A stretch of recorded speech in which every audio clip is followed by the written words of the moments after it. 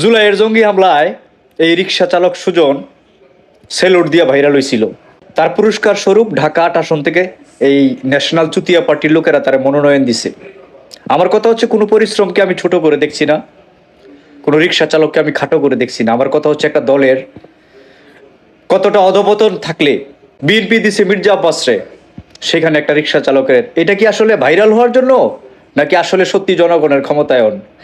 রাজনীতি কি এতই সস্তা হয়ে গেছে যে আপনি যে কাউরে নামায় দিবেন আর ওই আসনের জনগণ ভোট দিয়ে দিব?